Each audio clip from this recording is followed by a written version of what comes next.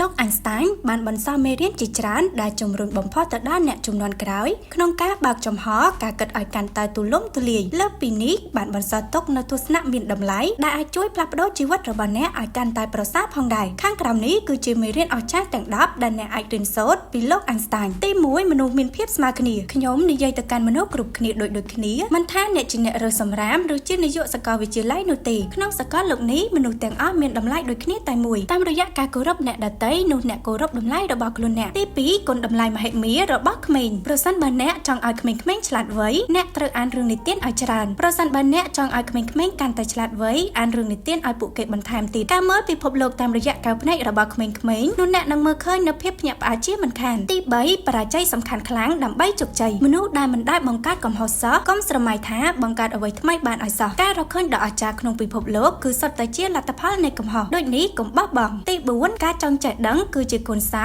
នៃនវានុវត្តន៍រឿងដែលសំខាន់បំផុតគឺការមិនឈប់សួរសំណួរការចង់ចេះដឹងមានហេតុផលរបស់វាការចង់ដឹងគឺជាកម្លាំងជំរុញដែលស្ថិតនៅពីក្រោយនវានុវត្តន៍និងការរុករកកុំខ្លាចក្នុងការសួរពិភពលោកដែលនៅជុំវិញអ្នកទី5គំនិតបង្កើតការពិតពិភពលោកដែលយើងបង្កើតឡើងគឺជាដំណើរការនៃការគិតការគិតមិនអាចផ្លាស់ប្ដូរបានទេបើគ្មានការផ្លាស់ប្ដូរការគិតគំនិតគឺមានអំណាចខ្លាំងណាស់ពីព្រោះអ្វីដែលអ្នកផ្ដោតអារម្មណ៍ទៅលើនោះការពិតនឹងកើតឡើងទី6កុំខ្លាចធ្វើអ្វីដែលខុសគេអ្វីដែលត្រឹមត្រូវមិនមែនដោយសារចំនួនមនុស្សនោះទេហើយចំនួនមនុស្សមិនប្រកាសថាអាចបញ្ជាក់ថាជាភាពត្រឹមត្រូវនោះដែរអ្នកមានគំនិតមួយដែលអាចចែករំលែកដល់ពិភពលោកកុំអនុញ្ញាតគំនិតឬជំនឿរបស់អ្នកដទៃទាញអ្នកទម្លាក់ឲ្យសោះទី7អំពើហិង្សាមិនមែនជាដំណោះស្រាយអ្នកមិនអាចការពារនិងរៀបចំទប់ទល់នឹងសង្គ្រាមក្នុងពេលតែមួយបានទេអ្នកនឹងមិនអាចស្គាល់សន្តិភាពបានទេលុះត្រាតែអ្នកទម្លាក់អាវុធចោលទាំងក្នុងពិភពលោកនិងក្នុងពិភពជីវិតរបស់អ្នកទី8ទទួលយកភាពឯកោខ្ញុំរស់នៅក្នុងភាពឯកោដែលមានភាពជឿចាប់ក្នុងយុវវ័យប៉ុន្តែមានភាពផ្អែមឆ្ងាញ់ក្នុងពេលពេញវ័យស្វែងរកស្វ័យភាពក្នុងខ្លួនរបស់អ្នកនោះអ្នកនឹងអាចផ្សារភ្ជាប់នូវភាពច្នៃប្រឌិតទៅនឹងគំនិតរបស់អ្នកទី